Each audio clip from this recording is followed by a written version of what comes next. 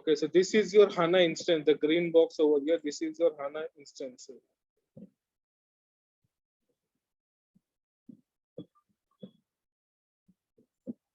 Okay, if you see over here, this green box over here, this is your instance.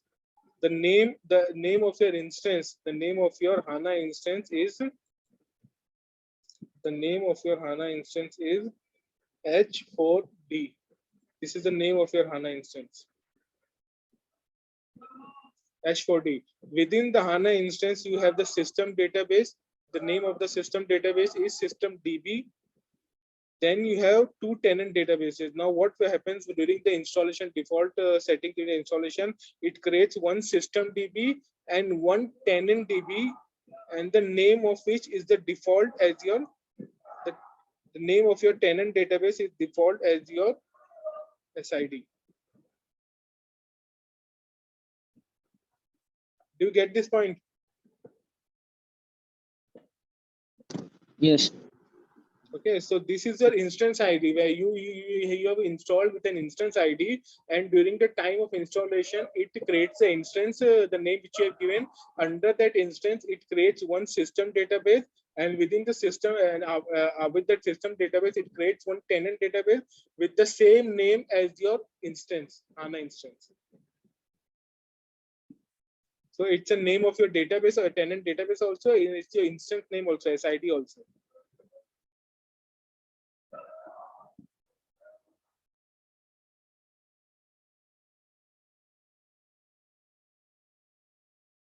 Just excuse me for 1 minute.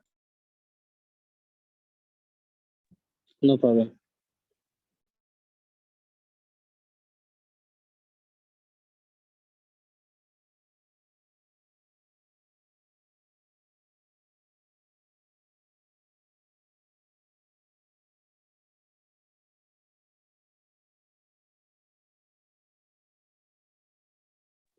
Yeah, okay. So here it is.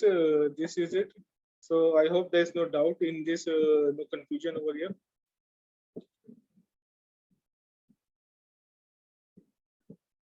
Sorry.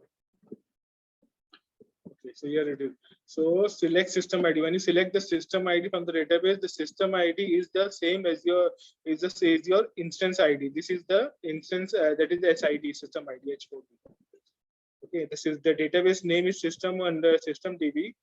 The name of this database is systemdb. Okay, but the SID is your SID with which it creates the HANA instance. Okay, so now if you want to quit from here, you can run a /q backward slash and q, or you can also run the bigger. You can also run quit also. Quit exit will also do. But typing this 4 letter, it's better. You can just write slash backward slash and q. So coming out of this, now if you want to connect to the prompt of your tenant database, so here it is. Now if you run over, yes, you can see now that I'm connected. I am connected to my tenant database, HDB SQL, and it is this prompt is for my tenant database. Now I can run all the maintenance activity for my tenant database from this prompt. Okay. Select star from m underscore databases. You can see database name. So from here, from the tenant database, see if you're looking from the tenant database, it is only showing you one database. That is itself. It is only showing you itself. Okay, so from here you cannot query, like for example, if you only have access to H4, your tenant database, you cannot query all the database which are there in the system. That is a security measure. Okay, you should not know like how many databases are there in the system running. If you only have access to tenant database, you can only monitor only that database. Here, if you see, you will see that it is running only one database name over here, not the complete list, not all the databases which are there in the system. Okay, now select database name from m underscore. So this is the name of the database, H4D. This is the name of the tenant database, H4D. And if you see the system ID from m underscore database, the system ID will also be same. So here it is returning the SID of the HANA instance, not the name of the tenant database. This is the SID of the HANA instance. Is it clear till now? Any doubts?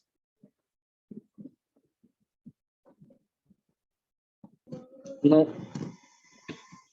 Okay, so this is done. Now let us move forward. Okay, so now we have connected. This is the way how you can connect to the prompt.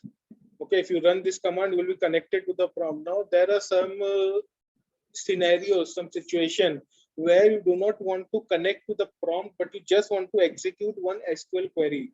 A very simple example is within your script. If you're creating a script, if you want to call any SQL queries within the script, then you cannot call this command over here, because this command will open the prompt, and from within the script you cannot go inside the prompt and run the command and come out of it. So for that, what you can do, just we can add your SQL query to the HDB SQL syntax, command syntax, and it will give you the output. You don't need to run, you don't need to go inside the prompt. You can just run it from your bash prompt also.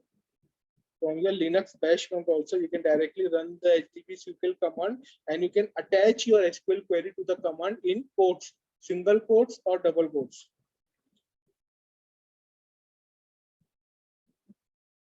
Okay, so now in here, if you see, I'm just running this command and I've got the output. I've got the output over here. What I've executed, this is my prompt for the HTTP SQL command, and along with the command, I have just added the query in single quotes, and it has executed that query without entering the prompt. So this you can use this option for executing a command from within the SQL query within a script. So the same you can also do for your tenant database also.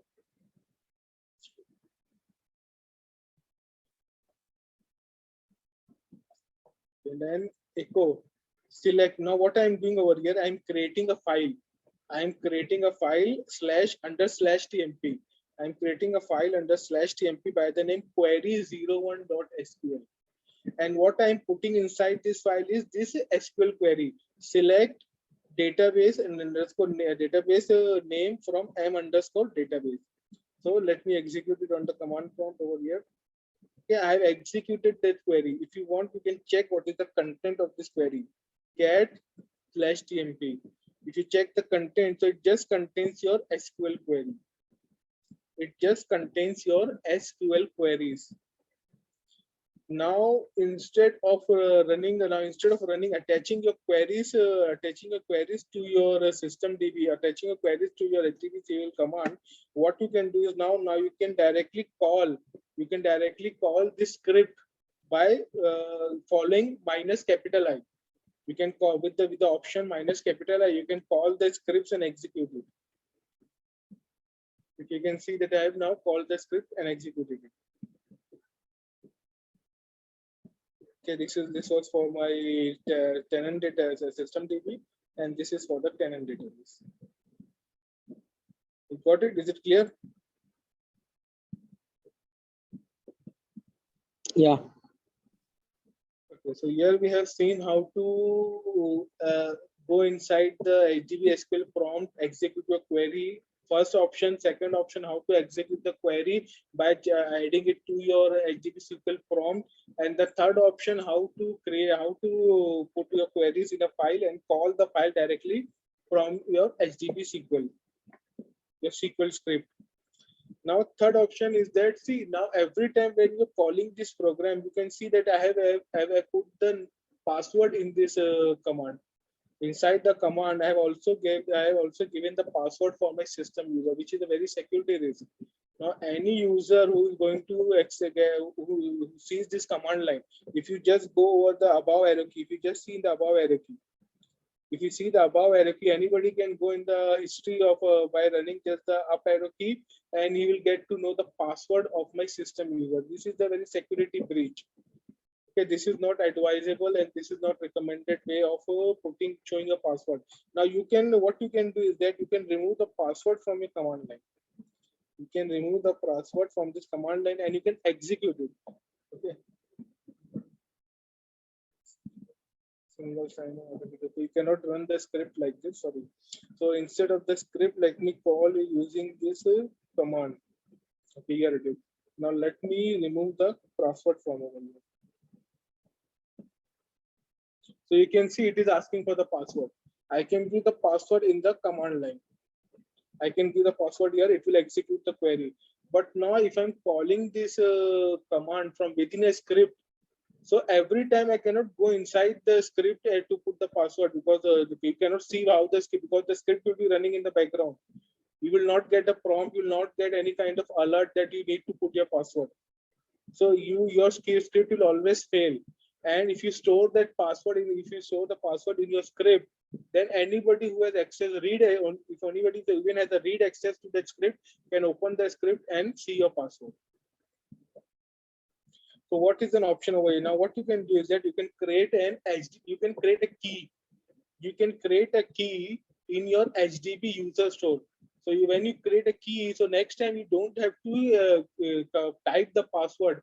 You don't have to expose your password in your command line or in the script. Okay, what you will also do is, let me just create a key over here. So let's first check how many keys are there in the existing system.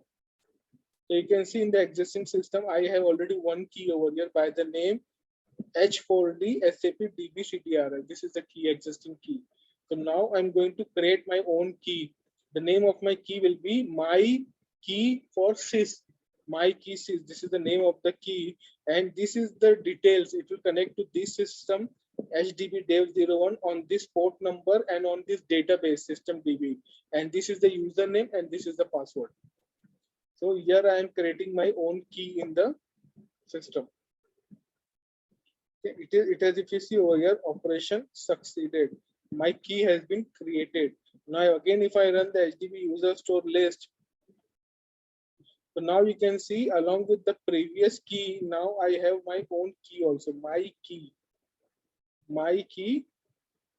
and this is the environment. It will connect to this system on this port number. This is the user and this is the database that it will connect. It will not show the password over here. Okay, and if you see the default port number to which it is connecting, actually it is 3 instance number. 3 instance number. Instance number or DB instance number is 03. So that is why it is 30313. So it is connected to your system on this port number. This is the key for your system DB. I've created the key. Now, if you want to connect to your system DB, just have to run HDB-SQL -u and your key. You don't need to mention any other details because all these things have been saved inside this key. So if I run this command, you can see now it is connected to my system DB prompt.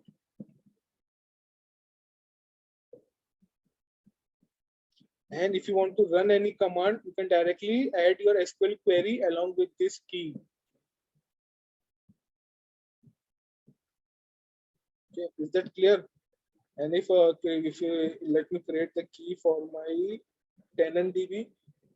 Here I'm creating the key for my tenant DB. This is the name of the key, my key SID, my key SID. And these are the details. Earlier, for the earlier command, it was connecting to the system DB. Here it is connecting to the H4D, the tenant database. Now, if you check your user store, now you can see it has created your my key for your SID, my key SID. This was the earlier key, my key system DB. This was for the system DB. This is for your tenant DB. Now, if you want to check whether the key is running properly or not, you can run this command and you can see that you have entered the prompt successfully without providing any username, password, or any other detail. Now, if you run this command along with a query, SQL query, so here you can see it has executed the SQL query.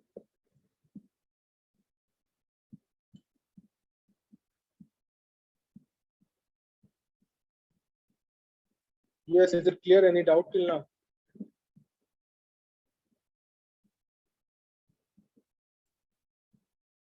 No. No. Okay. So this was how you can access your database from command line. Now next comes your GUI. How can you access your database from GUI? So first thing that you need to do is that we need to install the GUI software. The GUI tool there from which the client tool from which you can access your databases, HANA databases. The name of the tool is HANA Studio. The name of that tool is HANA Studio. So let me just put over here for the command line. It is HDB SQL. This is the name of the tool, HDB SQL.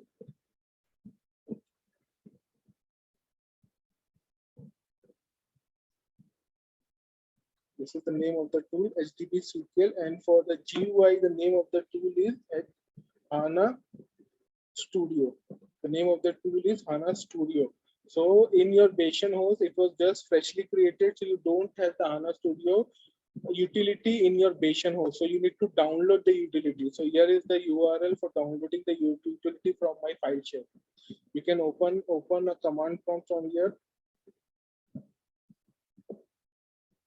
Now I'm downloading the HANA Studio software. It will be downloaded in the C drive packages directory folder. C drive packages. So it is downloading, you can see. Okay, almost done. Here you have downloaded the package.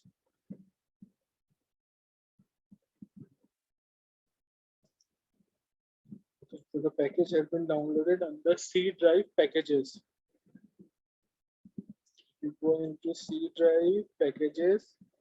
Here I can see the HANA Studio. This is the package which was downloaded, HANA Studio, and this is a version 256. Okay, but this is in a SAR format.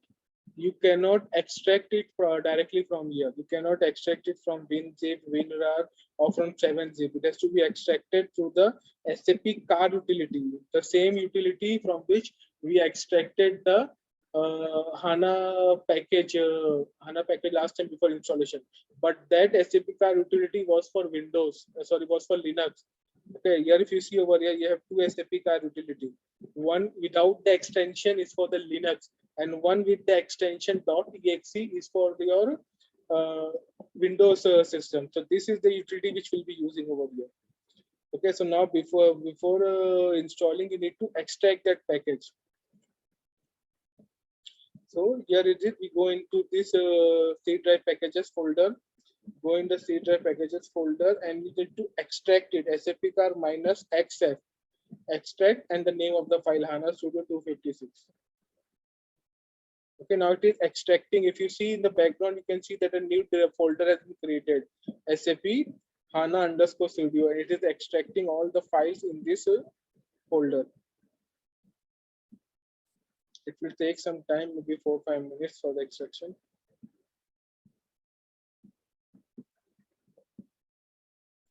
Yeah, so like I have a query. Like Yes. in earlier days we typing SAP car space and -xvf. Like See, V for what? V is for verbose. Verbose means it will show you all the files which is extracting. Okay. It will give you all the data. It will keep on the details of the file which you are extracting. If you don't want that detail, I've just given XF. If you give XVF, you can see all the scrolling. You can see all the files which it is extracting is scrolling on your command prompt. Okay.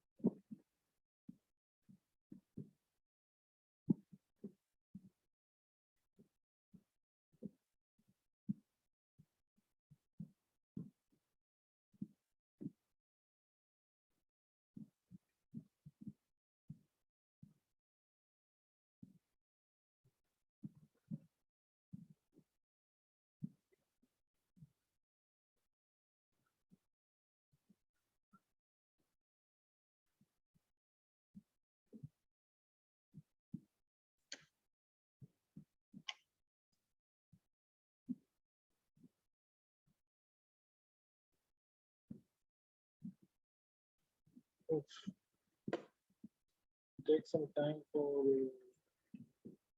extracting. What we can do is that we can include the XDF option over here just to make sure that it is running.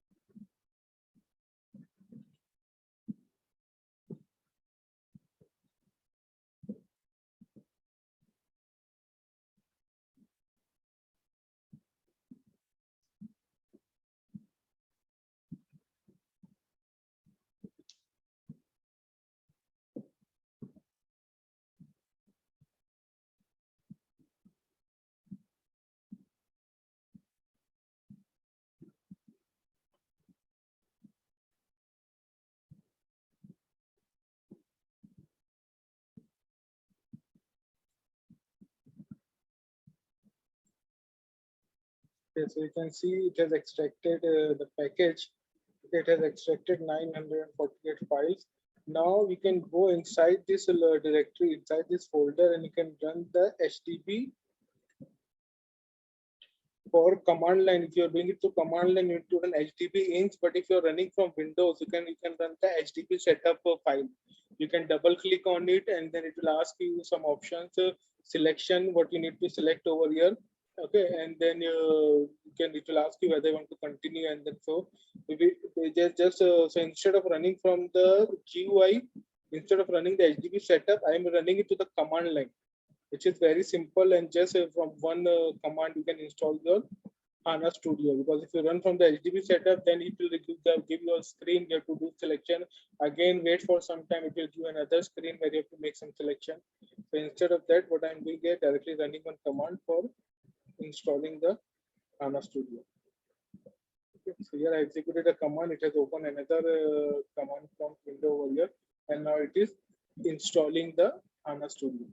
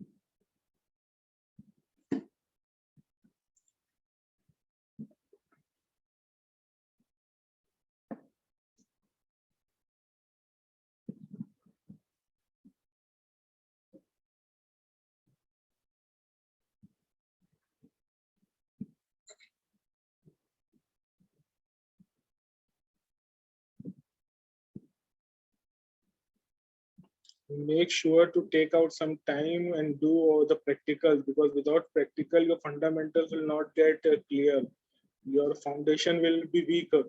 So Okay. when you do the practicals, it will most of your doubts will get clarified.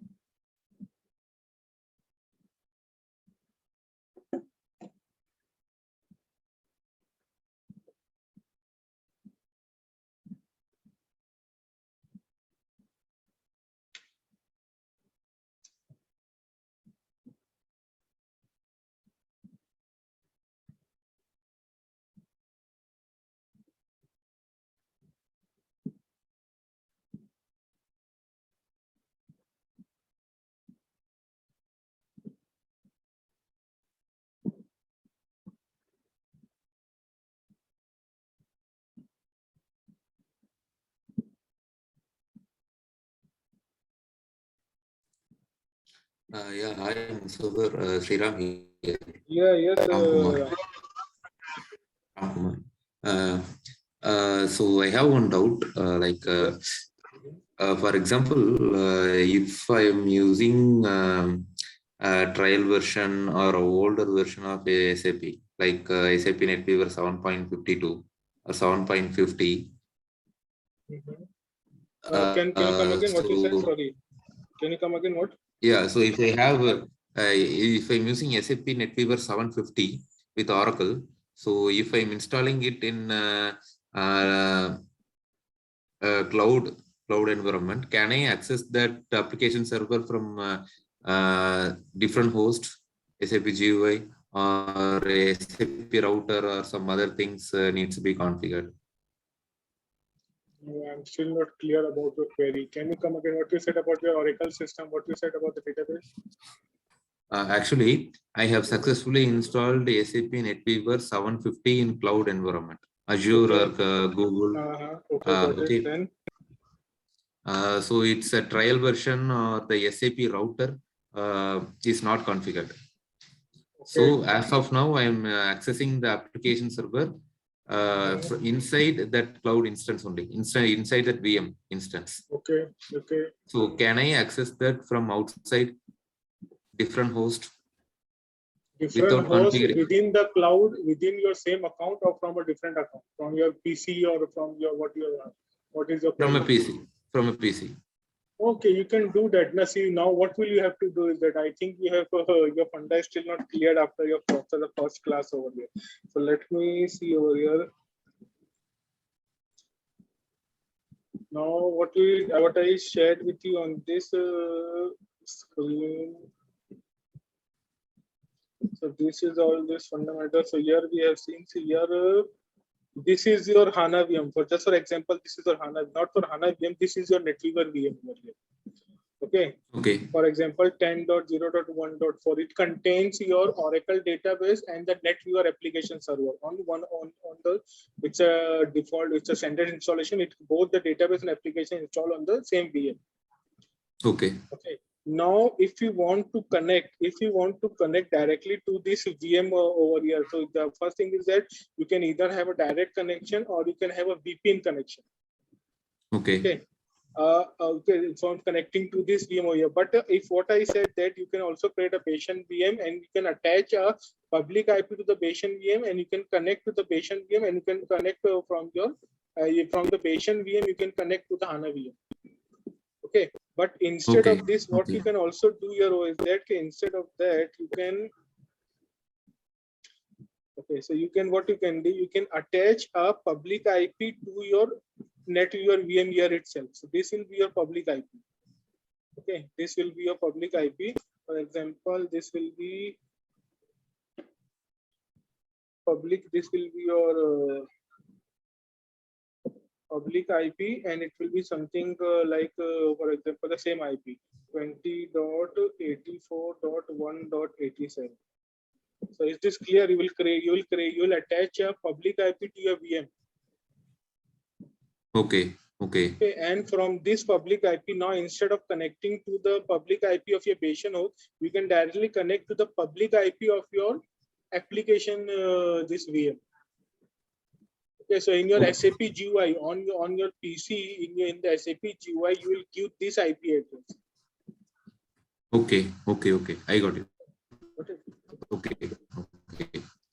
Thank you.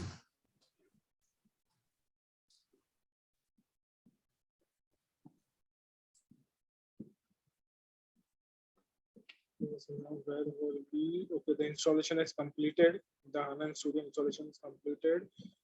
Okay, so now if you click on the start menu, you can see the HANA Studio. This is the tool. This is the client tool. Has SAP HANA Studio. You can click and drag it here on the desktop. It will create a link over here, and now you can open the HANA Studio.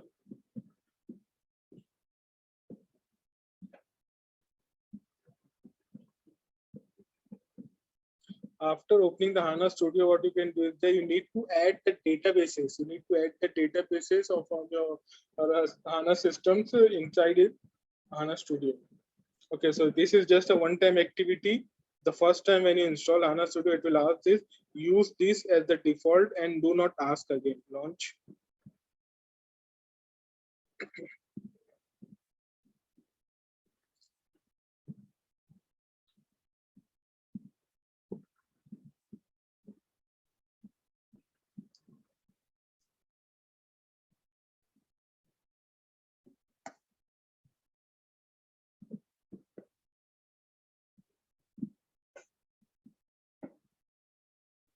So this is your HANA Studio. It will again ask for something. A master password was created in Eclipse Secure Storage. If you ever need to recover your password, you need a password hint. Do you want to provide a password hint? Yes. Okay, so just make it simple. 1 plus 1, 2, 2 plus 2, 4. This is your password hint in case if you forgot or something. Okay. Now maximize it and just close this welcome screen. Just close the welcome tab. So now this is your HANA Studio. So now here click on this add system. Now we have to add the system over here. So it is giving you this screen here. You have to give all the details. So your system, this is the host name of your system that you are going to connect. The instance number, which is 03. Okay, then what you're connecting, multiple containers or single container. So we have installed a multiple container database. If you remember, this is the default installation after HANA 2.0 SPS 003. After the from this version, from this support package, it doesn't ask you whether you want to install a single database or a multiple database container. It directly goes and installs the multiple database container. So we have the multiple container. First, we are going to add the system database. So here we'll select the system database description. If you want to give a description to remember which database you're connecting, Dev, click on next. It is here asking you the username and password. Then your India12, this is a password. If you want to store this password here, then just make sure that this PC or this account or this username is not accessed by other users. This shouldn't be a general, this shouldn't be a like a public system, because if many people are accessing the system, if they just open the HANA Studio without giving any password, they can access the system, which is not recommended. But if this is only used by you, even if the system is public, but this account is used by only, you can use, you can save the user over here. We can save the details. So here I'm saving the details, finish. So here you can see in the left pane, it has opened the system DB. This is the system DB for the SID H4D. Okay, again, click on the add system, and now we will connect our tenant database. Give the same details, the same host name and everything. The same instance number, multiple database containers. Here instead, we now will connect, we will give the detail of our tenant database H4D. Then the again description, same description, because this is again the tenant DB of your Dev system. Next, username, password.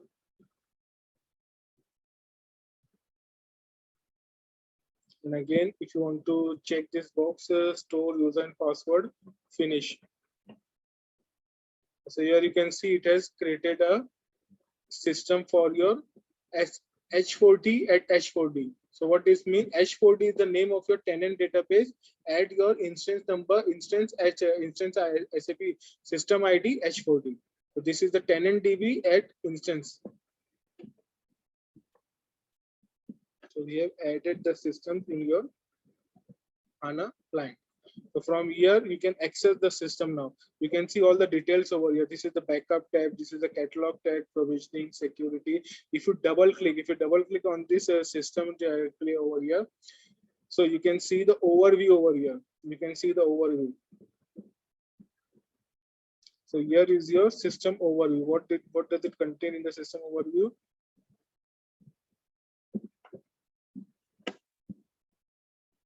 Okay, so it contains this operational status, system usage, start time of the first started, so this all the details over here. Then the used memory, how many memory has been used by the HANA system. Okay, this is the peak memory allocation limit. So you can see the total size available for the memory is 28.22 GB. But it has only gone, the peak memory, if you see over here, the peak memory is only 35.06%. So out of this, it has only utilized, this is the current memory usage.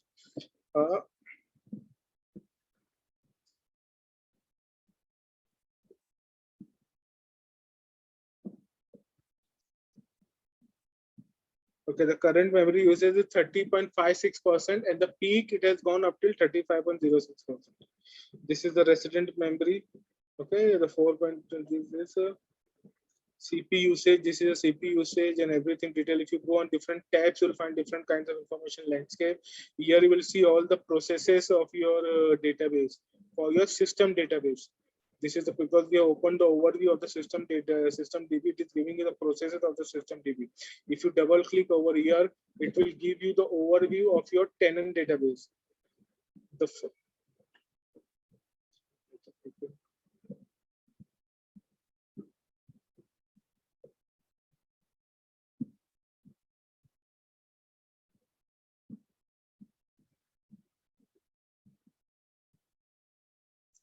so this is, you can see the overview screen for your tenant database. Most of the information from this screen is common. If you go in the landscape now, you will see the processes for your tenant database, not for your system database. Now this screen will differ. This contains the processes for your tenant database, sorry, system DB, and here it contains a processes for your tenant database. Then you have the alerts. If you have any alerts in the system, so you have one alert. Database backup does not exist. Without a data backup, your database cannot be recovered. So this is the alert for you. Performance, you can see the performance information over here. You can see all the port numbers which are assigned to different services over here. Connection ID, thread ID, and everything. Okay. You can go inside of these threads, sessions, block transactions, SQL plan cache, expensive trace statements, job progress. Then you have the volumes. You'll find all the volume details over here. Click over there, you can find for the data log, and here you can find for the log segment. So you have one data log for this service. This is the data volume for this. Okay, this is the location for this data volume. This is for the system DB. If you go over here, if you click on the volume, and you can see over here, this is for the index server. If you see the data for the index server, this is the location for the volume for your index server. And this is the location for the volume for your access engine. This contains all the configuration. We'll come back to this tab later. Then. System information. Here you can get some system information. Diagnosis, and it contains your log file. The second last tab, diagnosis file, it shows all your log files. This is the log files for your tenant database. This is the log file for your system DB.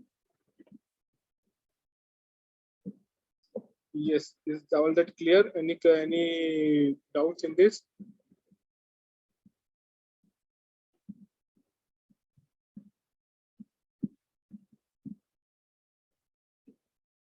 Yes, everyone, any doubt?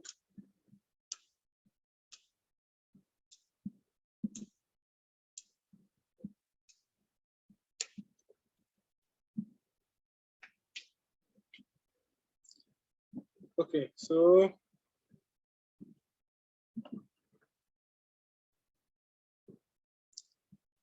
so now let's go to your configuration, database configuration. Now, same as your Windows system or your Linux system, your database also has many parameters, has many configuration settings. Okay, for example, in your Windows system, if you want to do any configuration setting, mostly you go into your control panel. If you go in the control panel, you'll find different headings for your, where you can do all your configuration for your Windows system. Okay, in your Linux system, you have the etc directory. etc directory contains all the files which contains all the configuration settings for your Linux system. In the in the HANA database system, what you have over here is your, if you go inside this tab, the configuration tab, inside the configuration tab, you have different files over here, or you can different headings over here. Inside these headings, you will find many options over here. So these are the different options.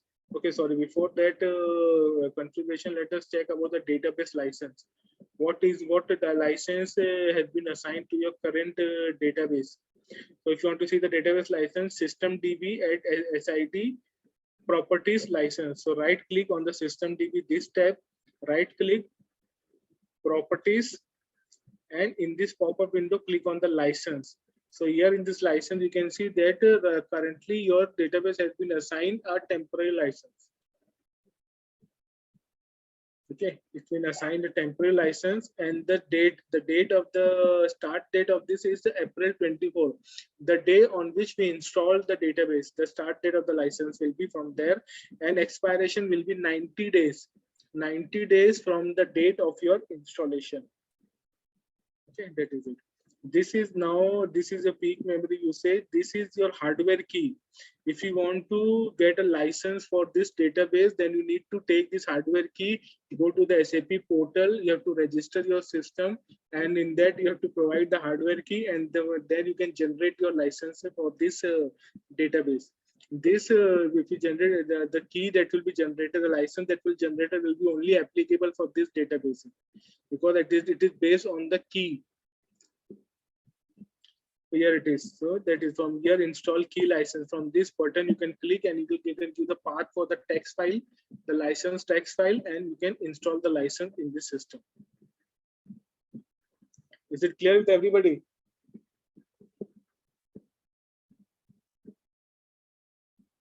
Yeah, hello everyone. Yes.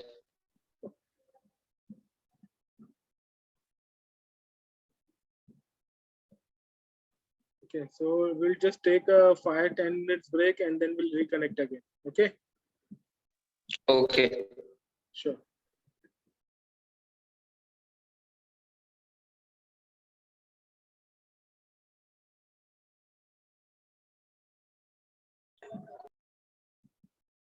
Okay, so here we have seen where you can see your license details for your HANA database and where you can apply the license for it.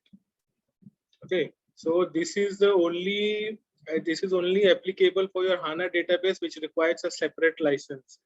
In other databases, though they don't require any licenses. For example, your Oracle database, it doesn't require any license.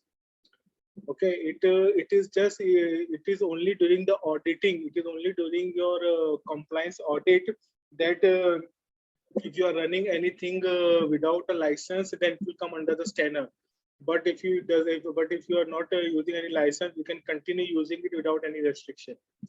And also in case of other database like Sybase database and the MaxDB database, they also don't require license, because the license is installed by the application server. When you install your whatever application server you're installing, when you install the license of your application server, that license, the database gets its license from the application server. There is only, I think, SQL Server, Microsoft SQL Server, there you need to install a license. Okay, so this is it, how you can check for your license detail. Then comes your backup destination. Where is your backup going to be created or stored? So this, where you can find this, you need to go inside the backup tab. This is the backup tab for systemdb and backup, not for your that one tenant database, but for the systemdb, open the backup tab. Under the backup tab, you can go in configuration. Backup tab, configuration tab. Here we'll find some details about the configuration for your backup. For example, the destination. So by default, the destination for the backup will be this: USR SAP H4D HDB03 backup data. So inside this backup directory, it will create a data directory. Inside that, all the backups will go. Then comes your, so if you want, you can change this location over here. Instead of just going inside the data, I am removing the data from this path, from this destination. So instead, now it will go inside your backup directory, and after you can save this path. And if you make any changes, and it goes for your log backup settings. So I'm not making any changes in the log backup. It will go here only in the default location, USR SAP SID HDB instance number backup log. Then your backup interval, by default in HANA database, it is the log backup is scheduled to run every 15 minutes. Okay, that is called as an automatic log backup. So every 15 minutes, the log backup runs automatically. If you want to expand or if you want to increase the interval, you can change it from here. This is the where you change the interval. Second, if you want to disable automatic log backup, you can just uncheck this box for disabling automatic log backup. But just make sure you know what you're doing, because if you disable automatic log backup, your log segments will now start growing. Your HANA log mount points will get filled up after some time. So this is where. So now I made these changes to my destination, backup destination. I'm just saving the configuration from here. I'm saving it. Now you can see it has been saved. So this is where you can do these changes. Log mode. If you want to change, by default, this HANA database is in log mode. The log is enabled for HANA database. By default, logging is enabled. Okay, logging is enabled means whatever changes you make in the system, all the SQL queries are saved in the log, in the log segments of your database. They are saved inside the log segments. That is the redo log. If you just compare it with your Oracle database, it is stored in the redo log. Okay, so redo log is different. Archive log is different. So the first where the changes are saved is your redo log. And from the redo log, if you enable, if archive logging is enabled, then from the redo log, it will be copied to your archive log. If archive logging is disabled, then it will only create in the redo log and it will overwrite the redo log after every completion. So if you want to disable log backup, you need to go over here in the configuration tab of your system DB. This in the configuration, not the configuration tab of your backup, but this configuration. Where you can find it? This is your system DB tab. Inside the system DB tab, this is the configuration tab. Inside the configuration tab, global.ini. So now you have to scroll down to global.ini. So here you can see the global.ini. This is the heading for global.ini. Inside global.ini, persistence. You need to go under persistence. HIJKLMNOP.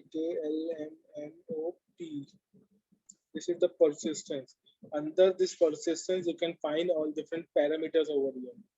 Okay, so here you are seeing it is a GUI option over there, but in the OS level, it is just a different files. These are the name of the different files. So you can see this is the event handler is a file. Sorry, these are all files in your HANA database. Where are they located? So if I want to find where is my this file, I will just check find under slash by the name global.ini. I'm finding it. So I'm running it with the root privilege, sorry, the SID ADM. It is not able to search for the files. So let me just do greater than let me just conceal or let me hide the error messages. Now we'll not see the error messages. Now you will just see the output. So here is the output. Can you see USR share SAP HANA SR? Okay, so this is the location of your configuration location. / HANA shared SID global HDB custom config. This is the location of your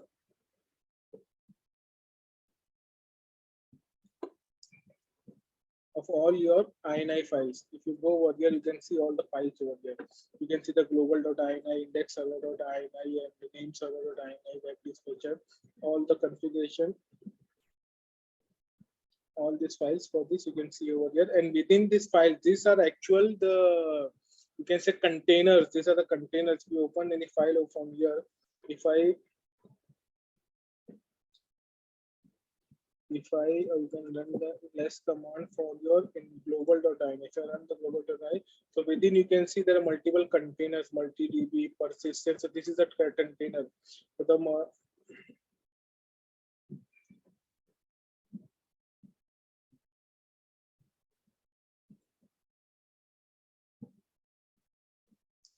okay, so in the HANA Studio, you will find that under this file, these are the actual containers. So this you cannot see all these containers in this file because these are the default values which are programmed inside the software, inside the database global. Inside these are the default values. So that is the why it is not showing over here.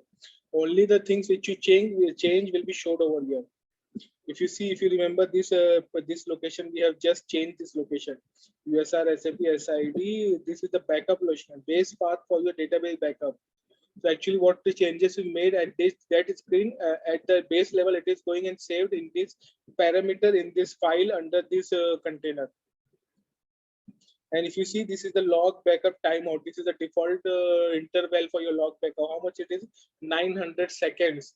900 seconds means 15 minutes. And if you see the log mode over here, the log mode is normal. Normal means the log mode is enabled. If you want to change the log mode, you need to change it to override. So this is how you can change it to override. You go into persistence. Here you can open the persistence tab from here. Under the persistence tab, you can find the log mode. This is the log mode. So by default, it is normal. Normal means the log mode is enabled. You need to change for the system to override and for the databases to override. So you need to change the value for here to override. The override, and here for your H4 database also to override. After doing this, save it. Once you save this, the database log mode will be disabled. Now, after that, the database will not keep a tab or will not save the log, whatever log was executed on the database in its log segments. Okay, it will not back up or it will not create the logs over there. So yet I'm not saving it, I'm just canceling it. So this is how you can make the changes to your log volume.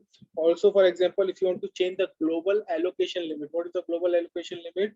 Now we have in this system, how much memory we have for our HANA VM. For a HANA VM, if you see the memory size, so the memory of our HANA VM is of 32 GB. Okay, so by default, if you see the calculation over here, what it says, by default, the allocation limit is set to 90% of the first 64 GB. So this allocation limit is for your HANA database settings, memory setting. If you install one HANA database in your VM, it is going to occupy 90% of the first 64 GB of the physical memory on the host, plus 97% of each further GB. For example, your system memory for the memory of your system is say 128 GB. So for the first 64 GB, it will occupy or allot 90%. 90% of 64 GB, whatever value, and after the 64 GB for every GB. Okay, or you can say after 64, it will occupy 97% of the memory. So 90% of the first 64 GB and 90%, 97% of the second 64 GB. So it is going to occupy approximate 93.5 GB of the total 128 GB system, 120 GB physical memory of your HANA VM. So how much is remaining? Only 6.5% remains for you. So now, for example, if you have a higher memory system, so for example, if you have VM, you have an appliance which has like a 512 GB of memory. Now, if you install only one database in that 512 GB memory, so out of that 512 GB memory, 93.5% memory will be utilized that one system itself, one HANA instance itself. So how can you accommodate another instance in the same device or in the same VM? So there you need to define the boundary for each of the SID, system ID. For example, if you're in that 512 GB system, if you have installed the Dev system, so you will limit the memory allocation of the Dev system to say like 30%, or say for example, say 128 GB. Okay, 128 GB. Then you will also install a development system in the same VM or system, and you will limit the percentage of that quality system to say like 70%, or say like 384 GB, 256 GB. So that is, so when you limit that allocation, then HANA will not exceed that allocation limit. It will only play within its boundary. Is that point clear with everyone?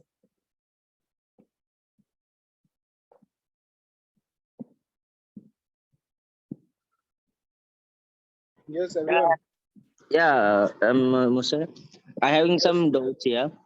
For the backup, whatever path we can select, right? Yes.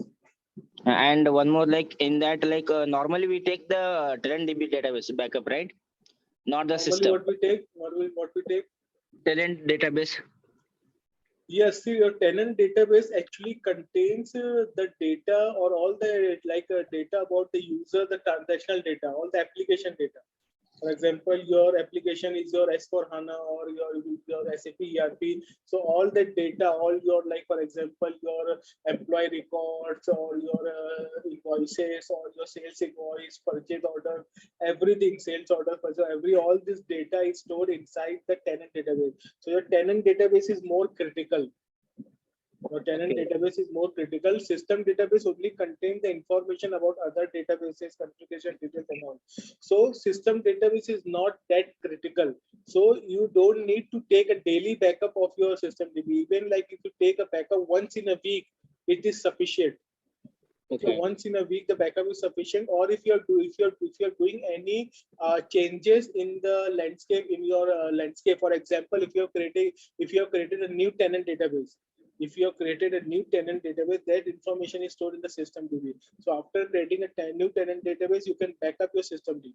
Because after creating a new tenant database, if you do not back up the system database immediately, and before the next backup, for example, if you create it on Wednesday, and the next backup is going to be triggered on Friday, and on Thursday, if your system crashes, and if you restore the backup from your previous Friday backup, then you will not find any information about the tenant database in that backup. Okay, so that is the reason if you make any changes in your landscape, any detail, you should take an immediate backup after that. Otherwise, once in a week is enough. You can schedule a system DB backup once in a week, and daily you can schedule the tenant database. And in okay, I think we have not still taken the backup and the recovery topic, so we'll cover that in that part. So is that clear with you? Yes, yes. Okay, so this was we saw the DB connection, then we see the DB configuration. Now let us do some troubleshooting. Okay, how we can troubleshoot the system and how we can identify the logs and different things. So now, if you see over here, these are the logs directory. These two are the logs directory. Actually, this is the log directory. USR, SAP, SID, HDB, instance number, and the host name and trace. This is your actual log directory. And this is the log directory for your HANA database, and this is the LIS. You can run this command cd trace directly go inside the log directory. So from here, see if I see my current directory, in which current directory I am, this is the directory which I am currently. If you want to check it, you can run pwd present work directory. So this is my current directory in which I am. If that from here, if I directly want to go to the log directory, I can run the command cd trace. When I run the command cd trace, it will directly take me to the trace directory.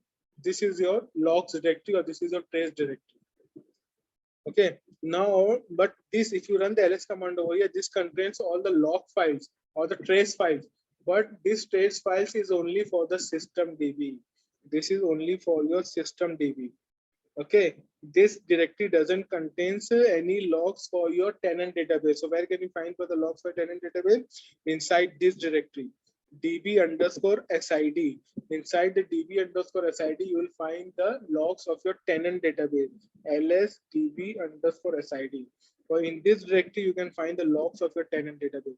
If you see over here, it only does this trace directory only contains the logs for name server, okay, web dispatcher, and then preprocessor. Okay, these are the, it will contain daemon. If you see your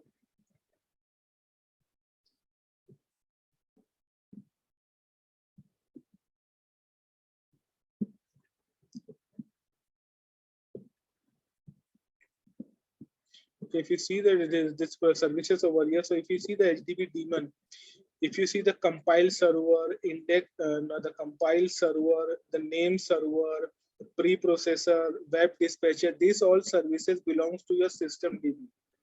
The compile server, the name server, preprocessor, web dispatcher. How can we identify? Because in these two services, index server and access engine, you can see the suffix of your SID. But these are the actual two services for your tenant database. These are the two services for your tenant database. The rest services is for your system DB. But if you see this location here, you will find only the log files for your system DB services or processes. the name server, preprocessor, web dispatcher. And inside this directory db_sid, you will find your the logs for your index server. Okay, the index server, which is the service for your tenant database, the index server, and the second service is your access engine. So here also you'll find the logs for your access engine. Is that clear? Where can you find the logs of your HANA database? Yes. Because recently only in a group, one of the group I faced a issue that I asked them the log for the tenant database, and they were giving the person was giving the log for the system DB. Okay, so this is it. So just be clear in that which is the location for your which database trace or logs. So here it is. Test scenario number 1. Now what we are going to do, we are going to stop the tenant database. Okay, we are not going to stop the whole database. We are not going to stop the complete database, but we are only going to stop the tenant DB. So if you see over here, this is the command HTTP SQL minus capital U, your key, and alter system stop database H4D. This is the command, stop database H4D.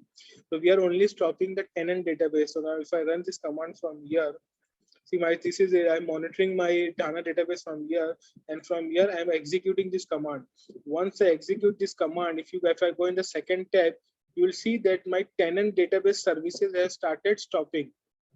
These are the two services for my, and now you can see that both the services of my tenant databases have stopped.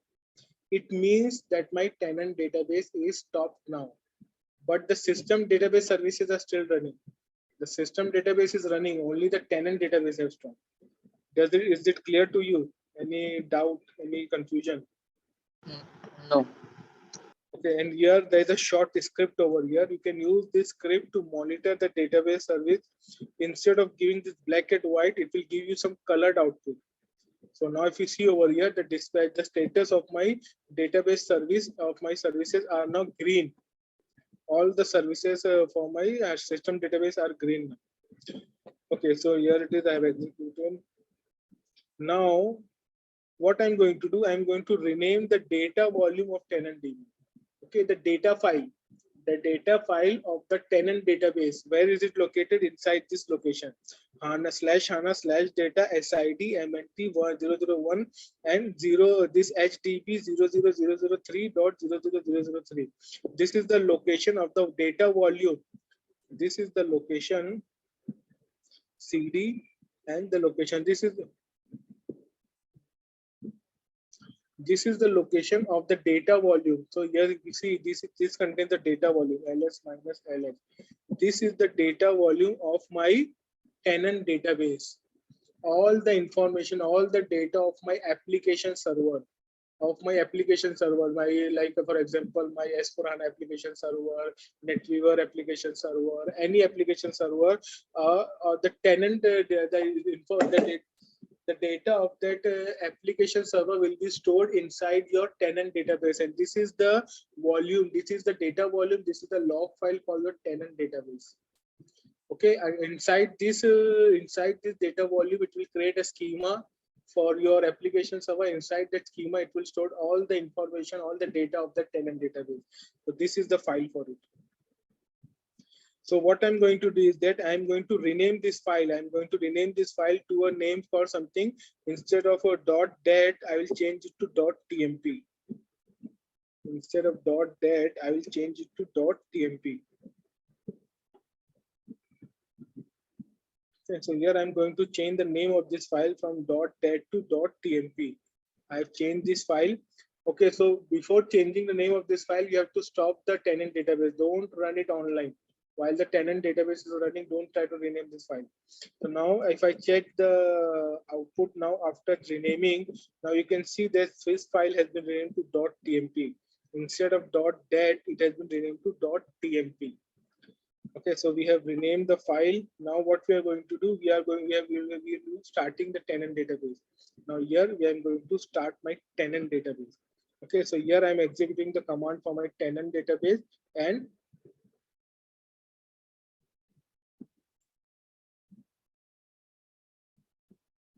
So here I'm executing the command for starting my tenant database. Here you can see that it has started initializing the process services for my tenant database. Or you can see over here red margin. You can see that the service for the index server has failed. It has gone red. Okay.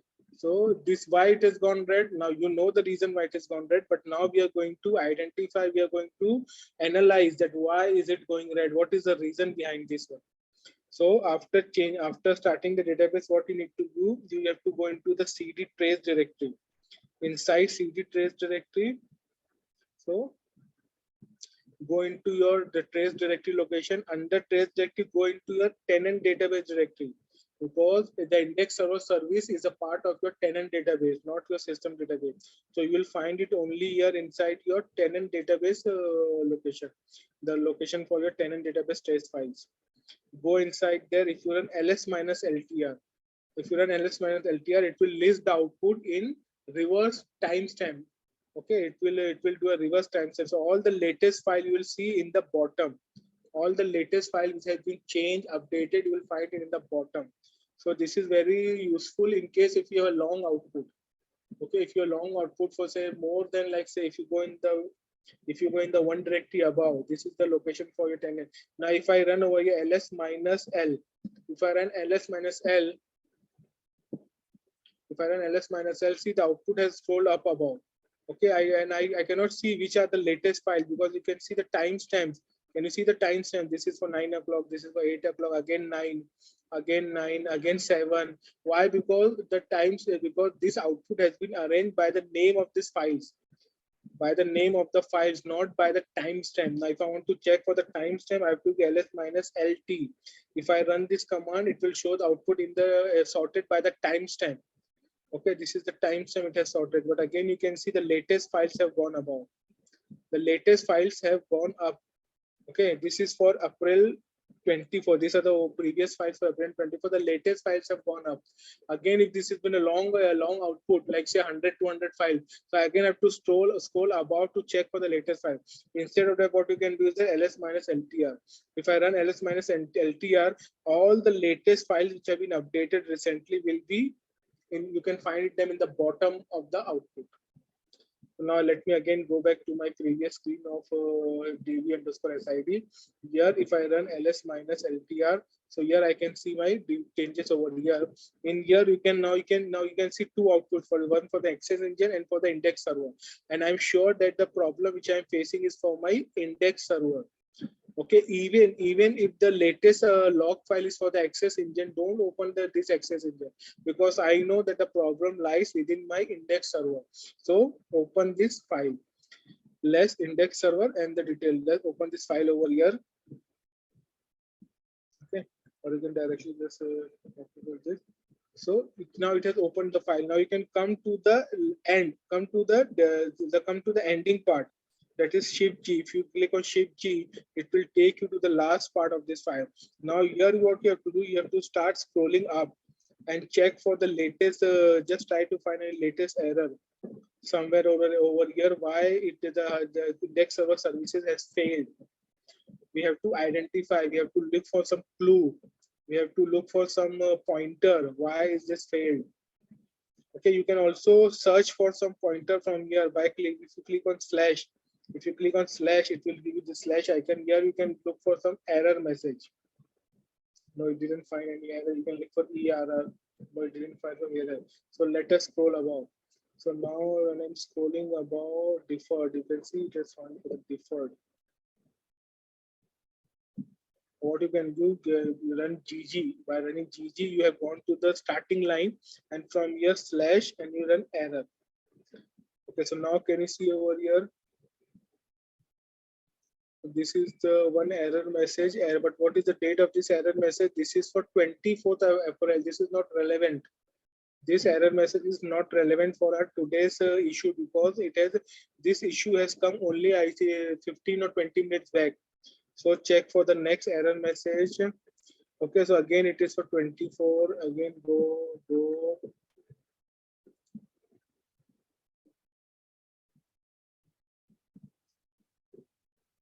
Okay, sorry.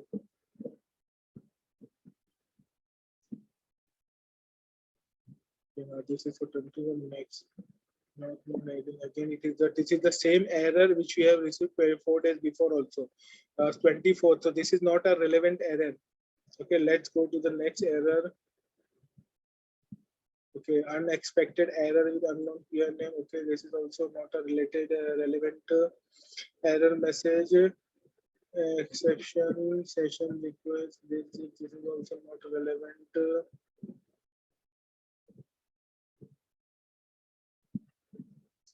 Okay, and also let come to the next error message.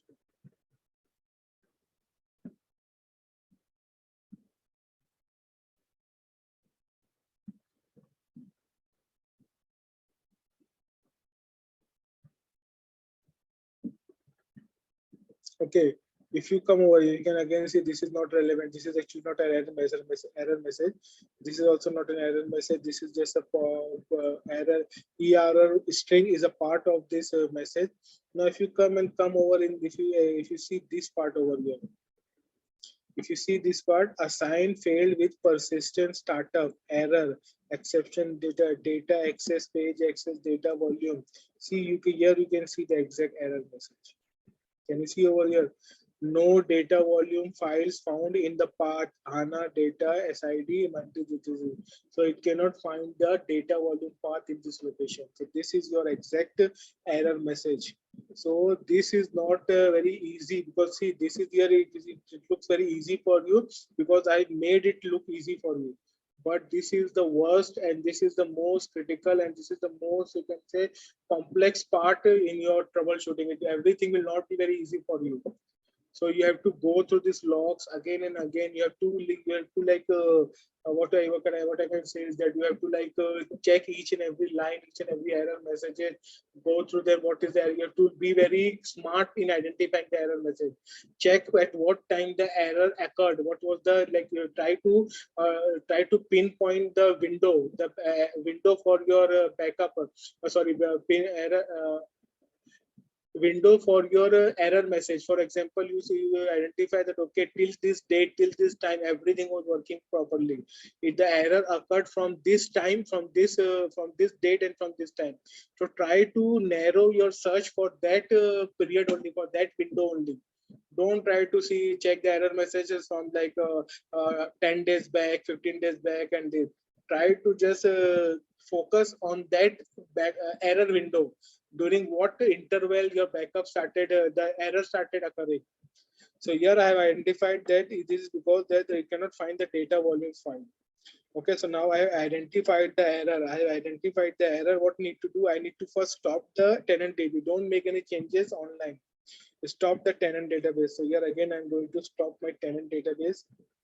And here I'm stopping my tenant database. Here you can see the services, the name server, the index server services, which is red, has already stopped. Now it is stopping your access engine.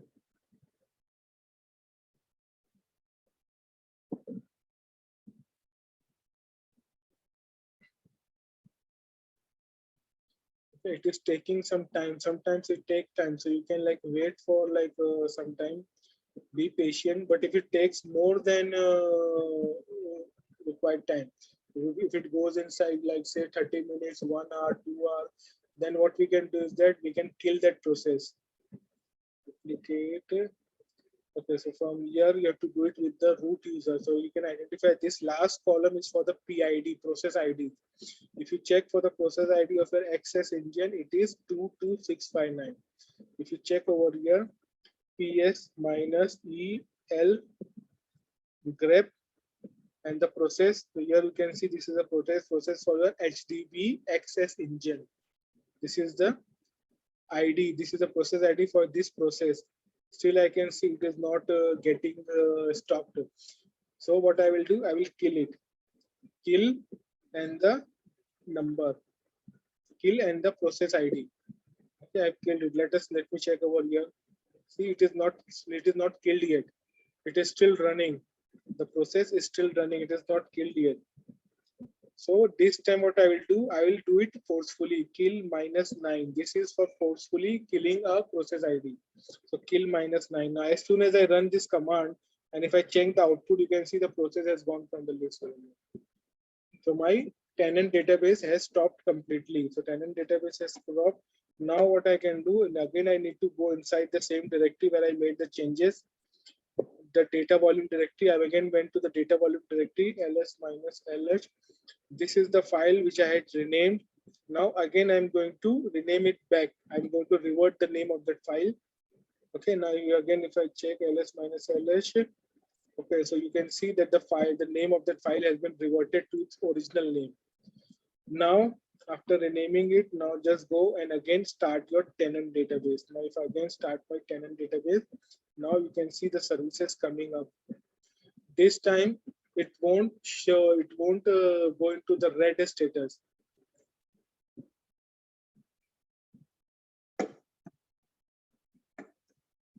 Yeah, Mustafa, I have some doubts here.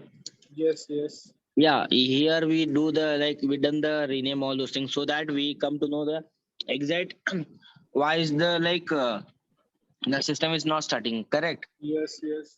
But in real scenario, like sometimes this one index error is coming, it's not coming up. Okay. Okay, just we need to start the index error, then the normal system. Why those things will happen? I can't get your point. See, why those things happen, you cannot know. Na? See, errors will occur for n number of reasons. The error will occur.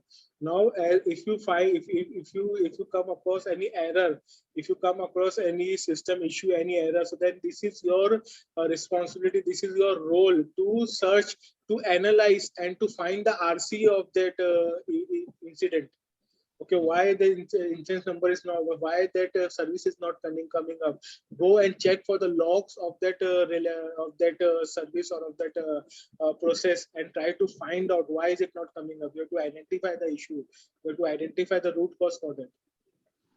Okay, no, that one I understand. But while when I starting the database like HDB start, okay, it is giving me error. Okay, na some month back in my previous organization. Okay, na. But when I starting the index, then the instance, then it will start properly. I still didn't get your point. What you said, HDB start and then starting the index. See, when we stop the database, okay. Yes. When I starting the database, after when stop and starting the database, it was the error is showing like the index server is down. Okay, okay. Okay, afterwards what we done, no, we stopped the application, we stopped the DB, and first we started the index, then instance. On that time it is started. But see, you cannot start the index services before, because first you have to start the system DB. After the system DB comes up, then only you can start the tenant database. Okay. Okay, you cannot start the tenant database before. That is the reason. If you run this command HDB stop right now, the whole system will go down. That is your system DB also will go down. Then after system DB goes down, you cannot start your tenant database, because you have to run the HDB start command or your SAP control, and the start system. It will start your system DB, and then on top of it, it will start your tenant database, because your tenant database is dependent on your system DB. Okay. Okay, so now you can see over here, my index server has come up. Now it is in the green status. I have identified the root cause. I have identified the issue. I have now troubleshooted it, and I have resolved the issue. And now you can see the services have started successfully. So this is just how you can do your troubleshooting. This is just an example of how we can do the troubleshooting. Is it clear with everyone? Yes. So that is it. Now next is your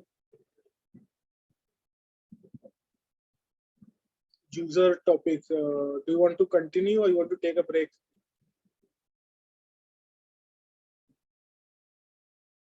Yes, everyone. Yes. Shall we, if it is okay with everyone, we can continue, and we will try to complete almost and possible today and tomorrow. So we can start with the S4HANA session. If possible. No, we are not going to cover the S4HANA in this batch. because this batch is only for the HANA database. It is only for HANA database. If you see Yes, the yes, I topics over here, so just let me clarify. If you see the topics over here, is that this is for the HANA database. No. What he is telling, no? Uh-huh. Once we like completed these all things, no? Acha, Then we like, will before once we complete this batch, then we can start with the S4 HANA yeah. batch. Okay, Yeah, he's okay, no like issue. he's mentioning like that. Yeah. Okay. Okay, so here it is. So let us now start with the, if you are comfortable, we'll start with the user administration. Okay, like any other database, you can also create users in your HANA database. Okay, so now here I'm connecting to my system DB with this key. HTTP SQL minus U my key sys. So here I am running this command to connect to my system DB. So here you can see I'm connected to my system DB over here through HTTP SQL. Now here, if I want to see how many users are there in my system, how many users are there in the system, so I'll run select star from users. Select star from users. This is my query. If I run this query, so I can see, you can see how many are there. They're showing me for 17 lines. So 17 lines means there are 17 users. If you click on Q, you can see 16 rows selected. It means the number of users are 16 and one will be your heading line. So 16 plus 1, it was showing the 17 output in the previous output. So there are total 16 users in the system. Okay, so now beforehand, let me just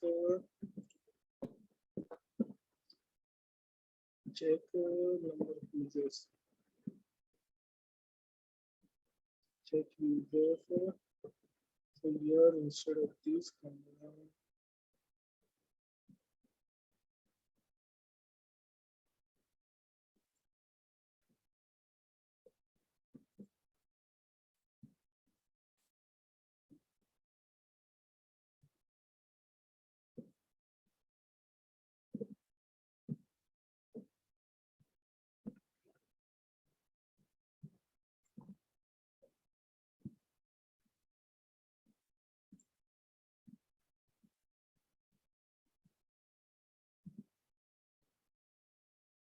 okay, this is just for the select the number of users.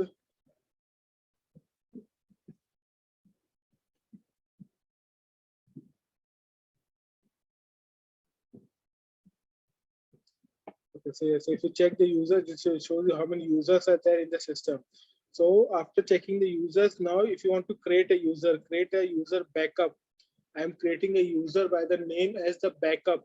So now this, what is the syntax for creating the user? Create user username, the name of the user, create user backup password and the password of that user.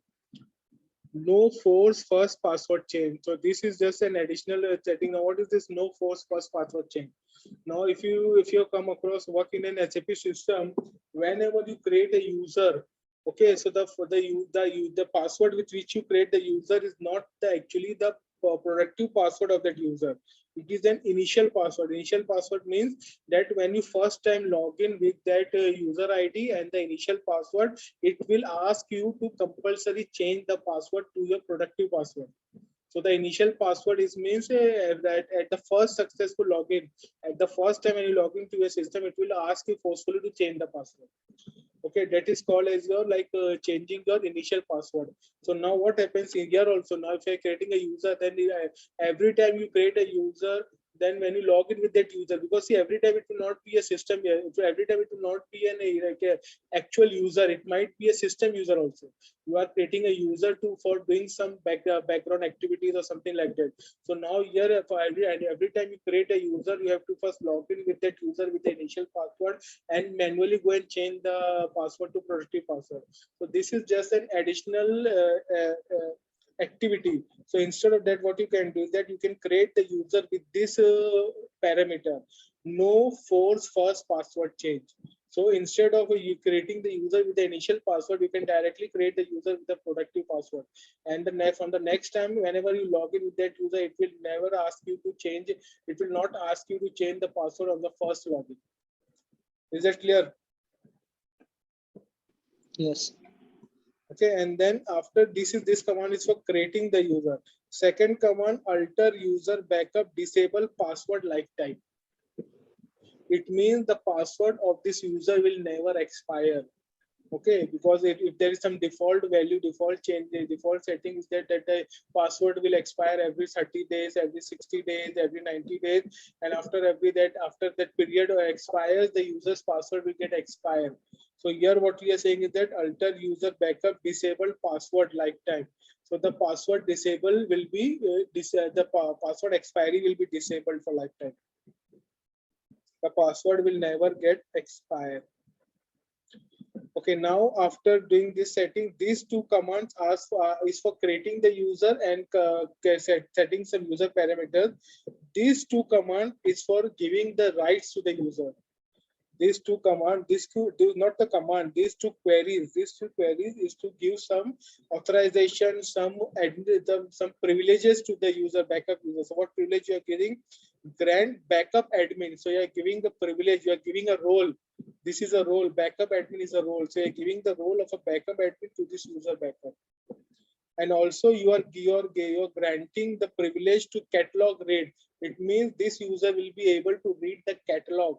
What is a catalog? Catalog is that database or that metadata information which contains all the information about your backups.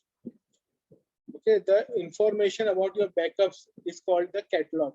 So you are giving this user the permission to read the catalog.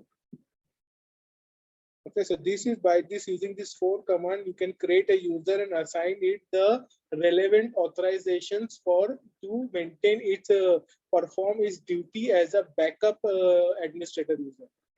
So I'm creating this user. I'm running. I select copy this 4 command. I'm executing here in this prompt. So you can see all the 4 commands completed successfully. Now after this, if I run the select star from users where this, or if you run the previous command select star from user, so now instead of 17 lines output, you will find 18 lines output. Can you see instead of 17 line output, you have got 18 lines, because if you see the last line, this is an additional line which was created from the last command. So the user backup was created with the last command. So now instead of the 17 lines output, you are seeing 18 lines output. And if you run this command, you will only see the line, you will only see the information for the backup user. Okay, so this is the detail for your backup user. This one, if you see, this is just the heading. This is the heading. This is the heading, and this is the information or the data record. This is the record. Here you can see I've created the user for my backup purpose. I created the user for the backup purpose.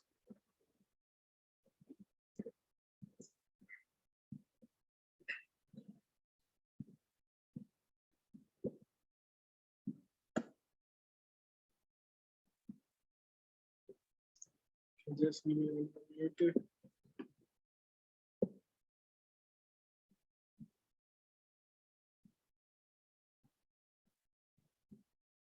Okay, so here I have created the user, and here if I want to tell you after I'm creating, now here I am running a test. I am testing whether the user is able to log into the prompt or not, whether it is able to log into the HDB SQL prompt or not.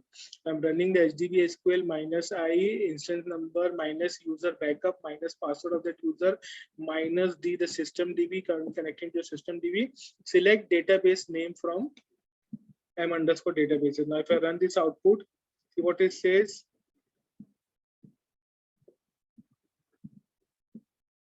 It is giving some error. Incorrect syntax near HDB SQL. Incorrect syntax. HDB SQL -i minus backup minus p minus select database name from m_database.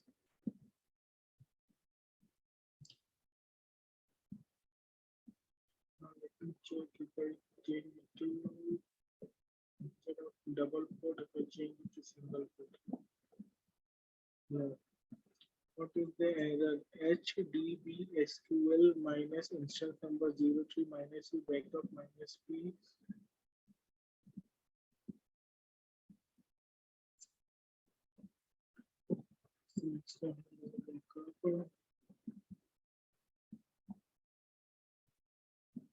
Let me first try to log in.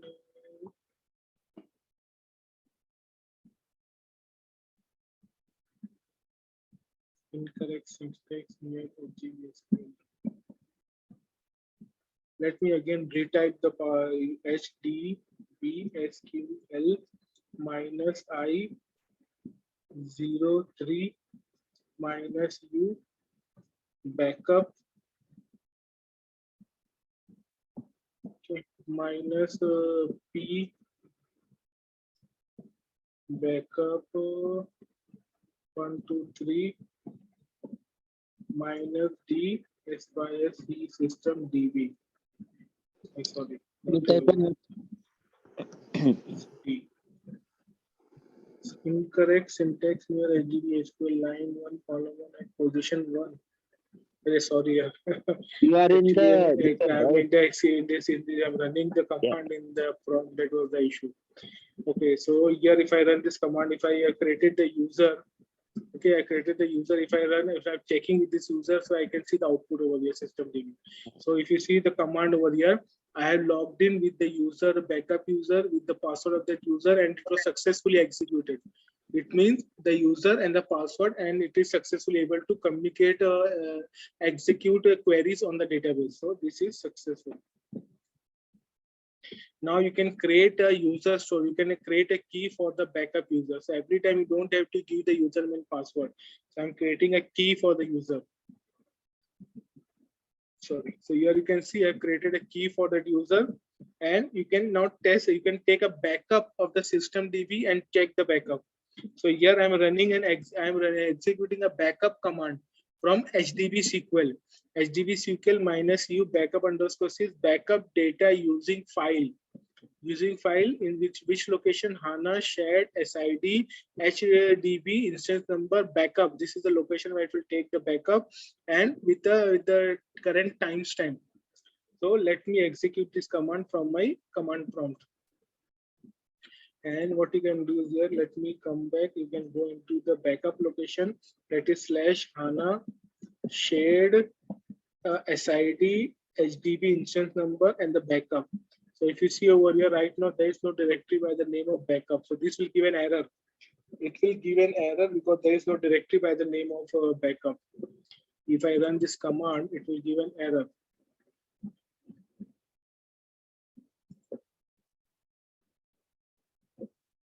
No, it created a directory. Okay, can you see it has created a directory? So it didn't give any error. So it created the directory.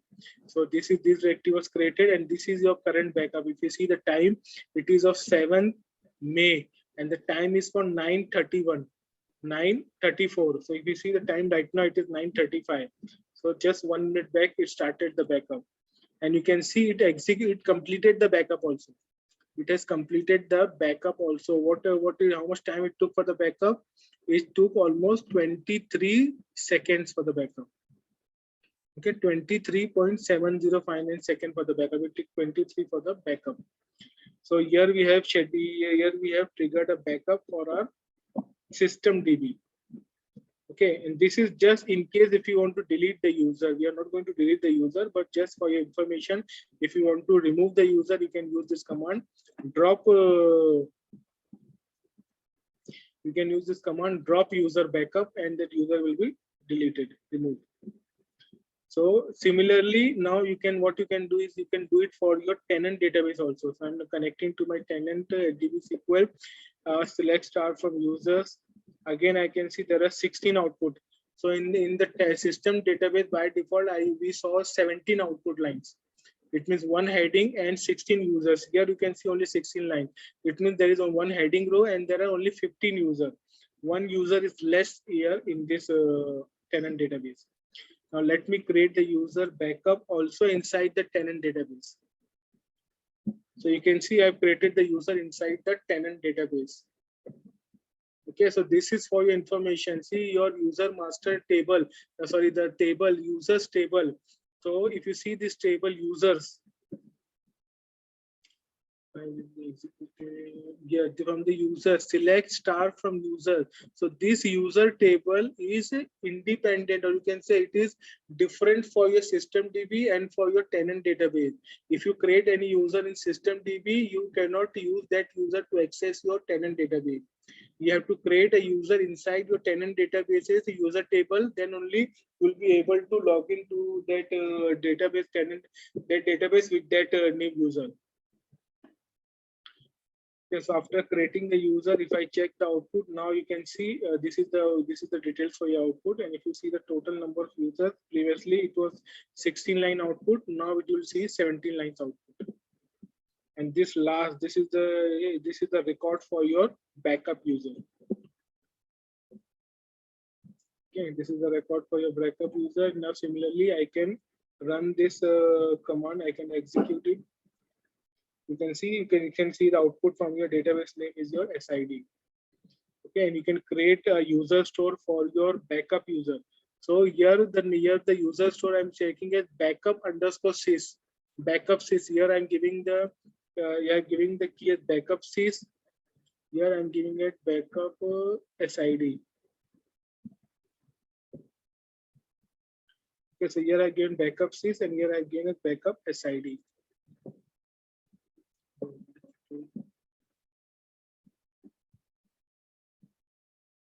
So now if you see over here I've given this a backup key. I've created a backup key by the name of, I came out and executed successful. Now I'll create a backup key for my SID database, backup SID. This is the key. Okay, so you can see the key. So successful if I run HTTP user store list. So here in the list, you can see this is the key for your SID, backup SID. This is the key for the sys, and these are the different for your my key and this key.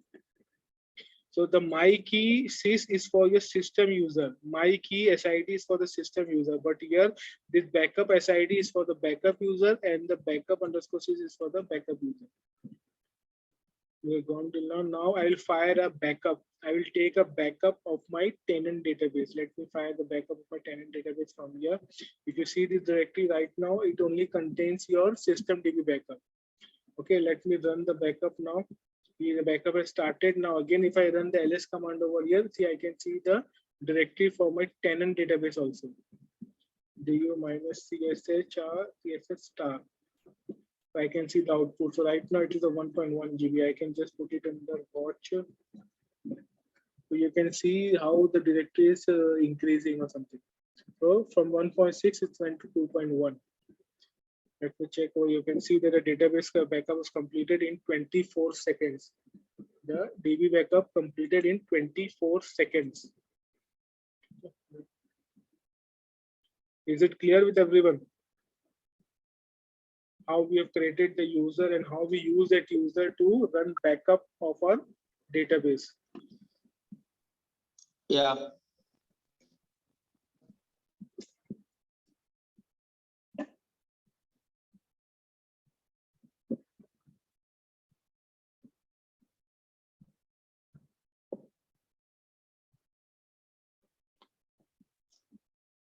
Okay, so here it is. We have changed the backup user of this. Now what we are going to do? Okay, reset system user password of system DB. Now this was one activity. Now we did why did we created the user? Because we wanted to schedule or we wanted to run the backup commands with using the backup user. We don't want to expose the system user to, because see, there might be some backup administrators also. Okay, the backup administrators, they should have access to this HDB SQL for taking backups. If you share them, if you create a key for the system user and share it with them, they will be by using that key, they will gain direct like super privilege to your database, which is security point of view, which is not expected or not desirable. So what you will do is that instead of instead of creating a key for your system user, you will create a key for the backup user. So the backup user has very limited privileges on the database. It can only run backups and it can only read the catalogs. Other than that, it cannot do any other activities on the database. So even if this key has been like say leaked into the group and some other person gets a hand of this key, the most that he can do is that he can trigger the backups for that database. No other dangerous activity or any activity which is like which might impact the system or bring it down. Is that clear? Yes. So that was till this part. Now coming that now we'll be creating another user called as an admin user. Now why do we need an admin user? Why now? First we created a user for backup, and I have explained the purpose of why we have created the user for backup. Now next point, we'll be creating the user for called as admin user. Now why do we need this admin user? The reason is that, for example, now you have this system user which is the super user of yours, same as the administrator user of Windows. In Windows, you have one administrator super user, that is the administrator user. Now in case if you forgot, or if you like you cannot find the password for your administrator user, how will you log into your system? Same reason is with your system user also. If by chance if you lose the password of your system user, then how are you going to log into your system? Like how are you going to log into your this one database? So one is that in case if you lose the password, okay, sometimes what happens, the system user has been locked. Okay, because of innumerable login attempts, failed login attempts. Some user is trying to hack the password for system. Correct. Some user is trying to crack the password for system user. What is doing? He is trying different combinations of password using. For example, he's running this command. He's running this command HDB SQL minus here for the system user using different combination of the command. He's using password 123. And he's using India 123. He's just trying to crack it. Now, after 5 attempts, after 5 unsuccessful attempts, the system user will get locked. It will get locked for 24 hours. Now, this is a critical activity. Now, if the users get locked and if you need to log into the system with the system user, now you cannot log into the system user. You won't be able to log in to perform any maintenance activity. So this will impact the uptime of your database. Now, if the system user is logged and you need to log in into the system, what will you do? So you have to reset the password for your system user. So if you want to reset the password for your system user, this is the step for resetting the password. Reset system user password of system DB. So if you want to reset the system user password of system D, what you need to do? First, you need to stop the database. You have to stop the database, then you have to start the name server for the reset user system option. Now, when you are going to stop the database, now it means that your database the downtime starts for your database if you stop the database. Okay, so let us first take the step how to reset the password for your system user. So first stop your database. So with this command, I am stopping my database from here. So I've stopped my database. Okay, you can see the database has started stopping.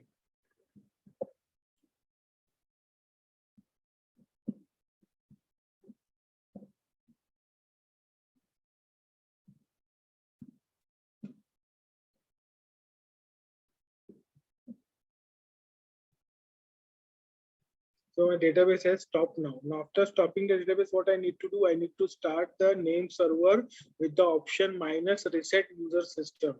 So here I'm running that option with that.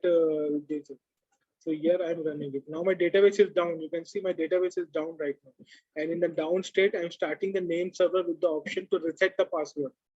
So it is saying service start as system master. Now you can see resetting of user system. So now it is asking for me the new password. From here, I can set the password for my new. So what password I'm going to set over here? Okay, one more thing. Just a quick look. We have close look to your HANA Studio. If your HANA Studio is open, okay, now it is accessing this system DB user with the same old password which has been saved over here. Now, if I change the password from here, if I change the password and start the HANA database, it will try to connect to that system DB with the old password. After 5 attempts, it will lock that user. It will lock the system DB user. It will lock the system DB user. So what you can do is you can just try to close HANA Studio. You can close, or what you can do is that you can log off from your system DB. So now I have logged off from my system DB. So what you can do is just close HANA Studio or log off from the system, log off from system DB.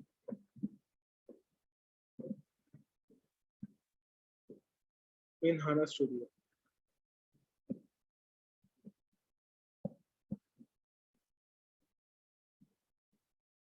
So now close the HANA Studio or log off from system DB in HANA Studio. So I logged off from my, now it will not try to attempt to connect to my system. So now it is asking me for the new password. So here you can give the new password over here. For example, I'm giving the password 123. I'm giving the password 123. Here I can enter new password, confirm, again enter. So now you can see new password accepted. It has accepted my new password, and now it is again starting it is coming out of this. You can say shutdown is complete. So before that, it started the name server with that option for changing the password system DB system user. After changing the password, again it has shut it down. Again it has stopped the database. So it has stopped the database. This option was completed. Now I can start the database. Okay, so here it chosen a system 123. Now I'm starting the database.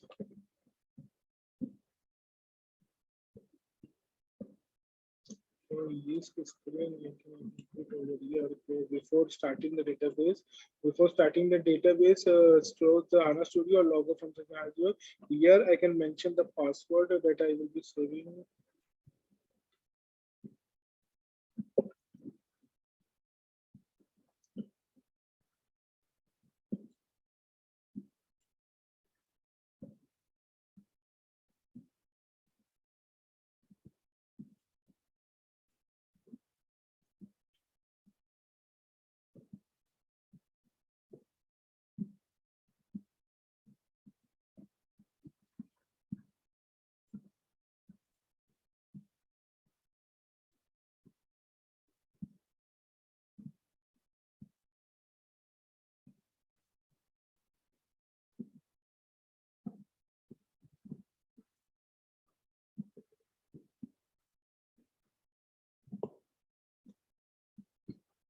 So my database has started successfully.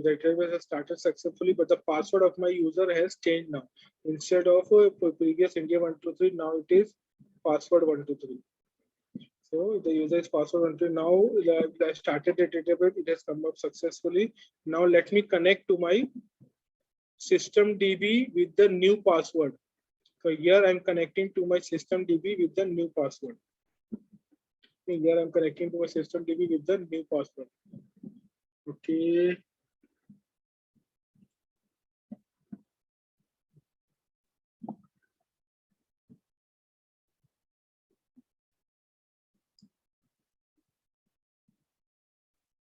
I think we did make a mistake.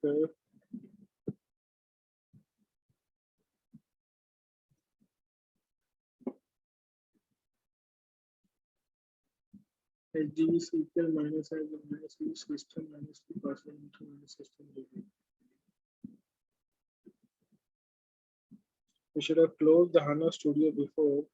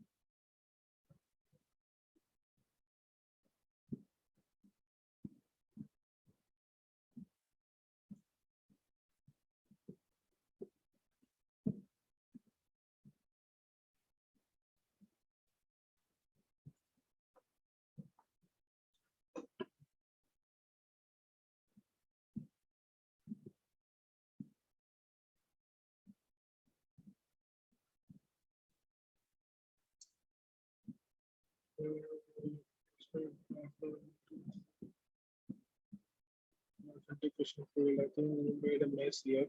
I should have.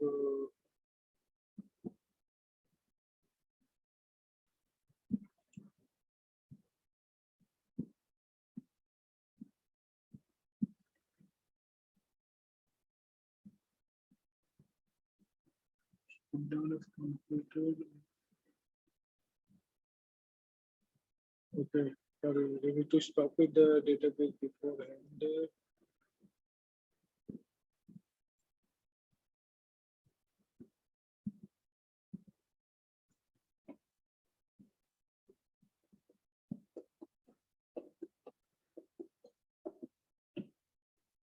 Need to stop the database before running that reset user command.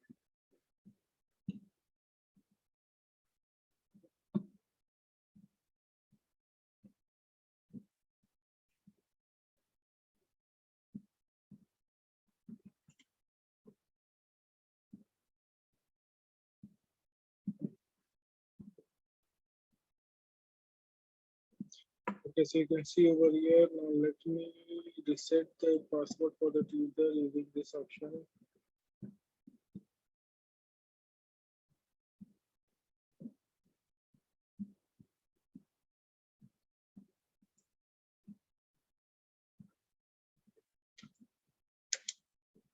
Okay, now it is asking for the password. Let me change the password.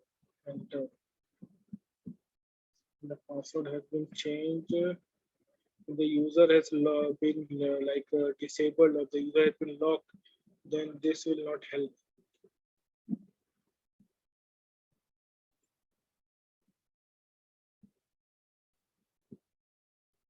Starting with the database, let me check the logs.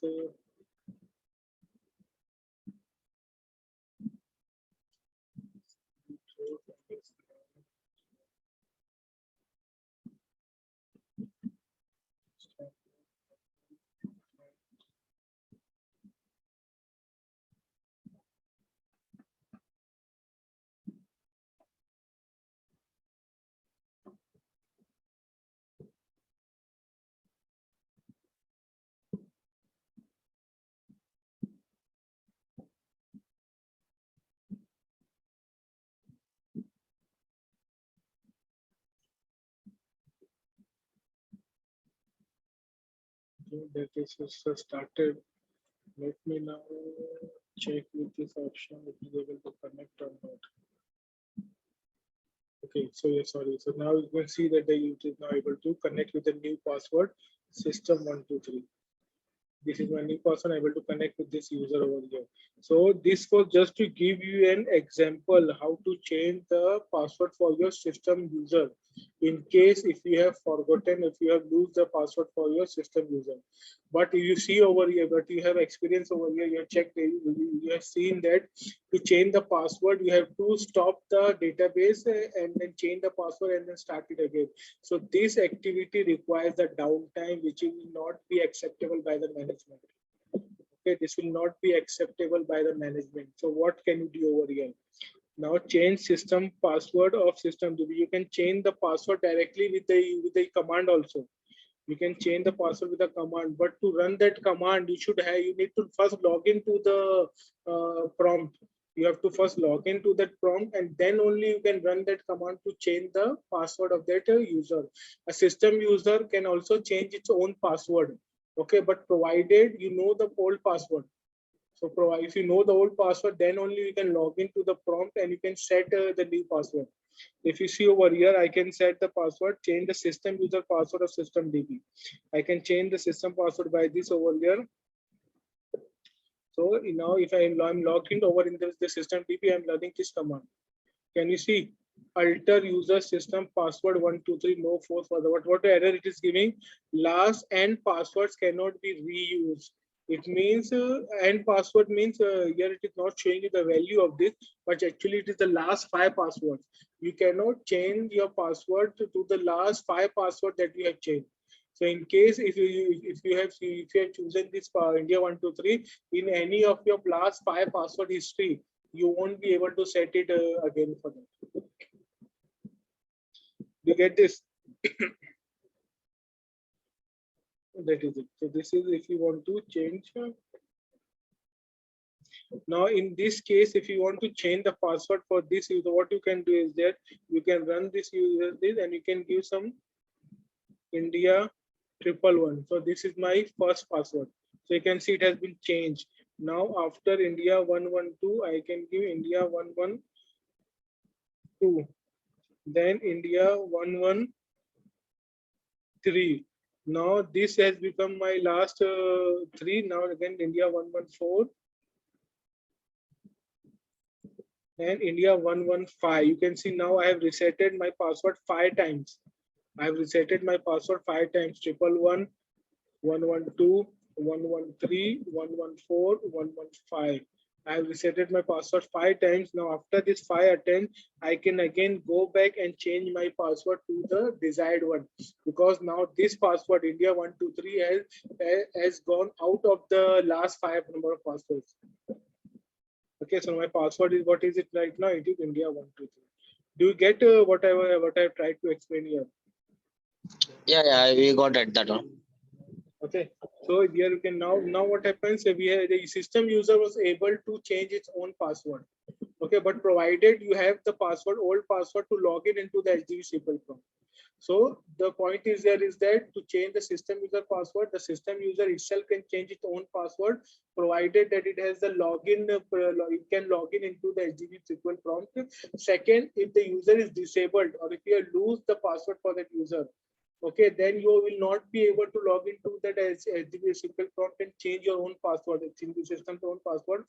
Then you'll have to stop the database and log in with that reset user option, which will attract downtime. So to overcome this issue, what you can do is that you can create a for safety purpose, you can create an admin user inside your database, and with this user, in any case, in case if the system user, you lose the password for a system user, or the system user gets locked anyhow, you can reset the password of the system user with this admin user. So here it is how you can create the user. So again, these first two commands are similar to the one that we use for creating the backup user. Create user, admin, password, admin 123, no force first password change. Grant user admin to admin. Now here in this next two command, we are giving something new, a privilege. We are not giving this privilege. See, this privilege is different. This privilege is only for the backup administrator. This privilege is for your user administration. In this user, if you give this privilege user administration to admin, then only he will be able to set the password of other users. Okay, especially the system user. Now I am creating this user in my database. You can see I have created the user. Now if I run the command, so I can see the user over here. This is a record for my user. This is a record for my user. Okay, now after selecting the user, what I do, I can check if I'm able to connect to the, if I'm able to change the password of the user or not. Sorry, again. You need to exit, right, for there? Yes, what? No, you need to exit, right? Yes.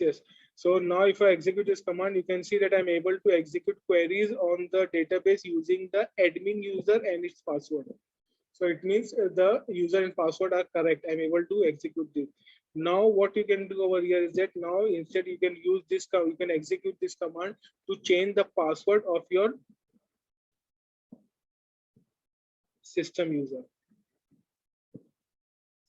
Now this is the objective. This is the objective why we created the user, why we created the admin user, is to change the password of the system user. So now after logging, now after creating this user, you need to log in with this user.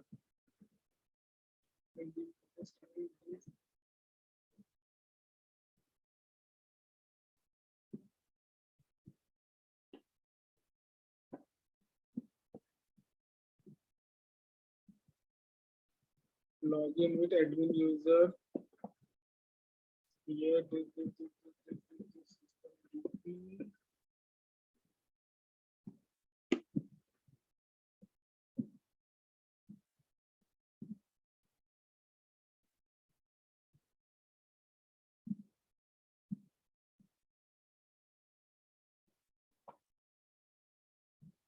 Okay, so here you can see I need to log in with the administrator user. After creating the user, log in with the admin user. So here you can see I have now logged in with the administrator user. I have logged in with the administrator user and the password. And now here with this command, I can change the password of the system user. But again, it will say that last and password. So again, you have to go through that activity. So here instead of one, this I will make it 121. I cannot make it 111 because that will be again in the last list. 121, 122, 123. Okay, 123 was again, it is there in the list. So 122, 124, 125, 126. Yes, and now again I can change the password to 123, back to 123. Understood? Can you did you got this point?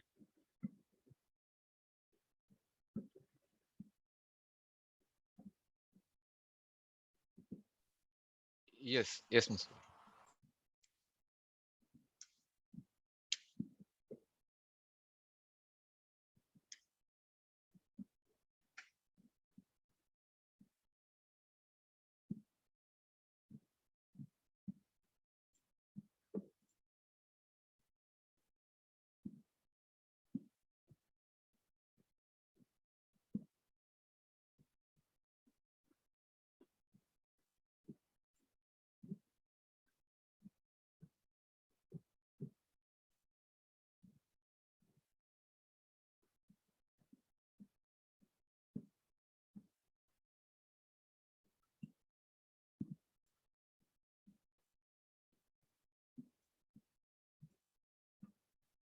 Okay, so with this I can change the password for my admin user. Same similar method you can do for your tenant DB also.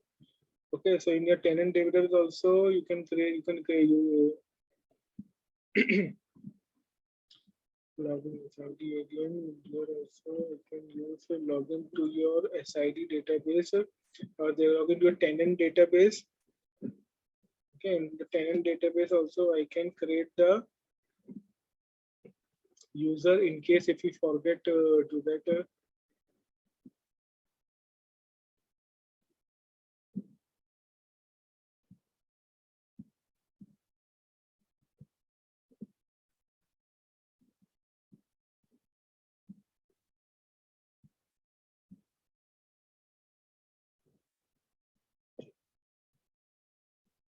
Okay, so now I have logged in with my.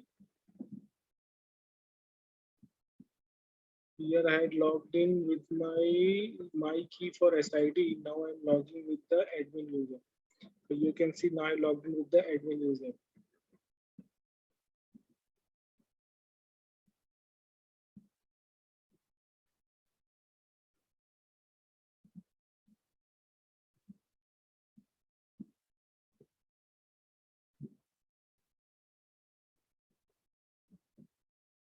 Okay, again I can use the same command to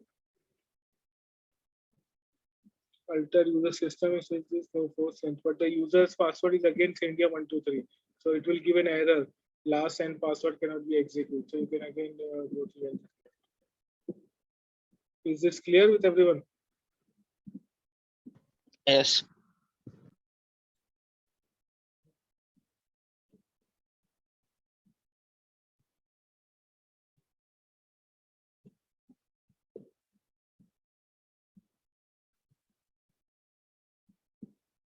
Okay, so with this, we have completed the option for the users. So we completed DB connection, DB configuration, troubleshooting, and users option today. Okay. So I think it's better if we take this topic tomorrow. I think because today it will be too loaded, overloaded for everyone. Is it okay? We can take up this backup recovery tomorrow along with the update, DB upgrade topic. Yes, everyone. Is it okay? Yeah. Okay. And one more thing I wanted to ask with you all is that is this timing comfortable with all of you, or if you want to change the timing? because actually this was especially for the Ramzan, but now since Ramzan is over, we can change. We can change this timing if all of you want. Like in what timing? We Changing. can we can start the class by 6 p.m. if you want, or if you want to shift it to the morning time, then that is also I'm okay with that.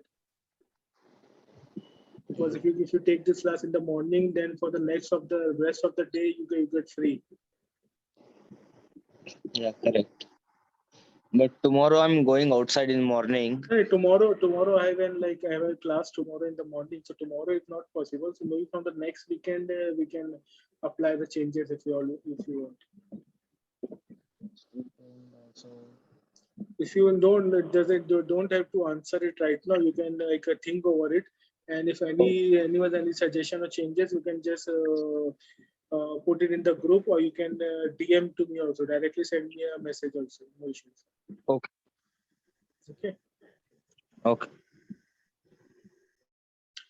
So I think that was enough for today. Let's wind up.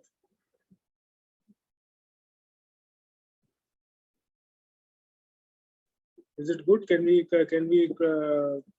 wind up now? Any doubts, question? No, Musavar. So we will go through the sessions, and only then we will come up with some of the doubts if we get hands-on. Yes. So Sure. we will do our practical sessions, and we will come back. Sure. Yes. And thank you for your wonderful session. Thank you. Thank you, everyone. Yeah. Thanks, sir. Bye. Thanks, everyone. See you. Good night. Bye. Bye, everyone. Good night.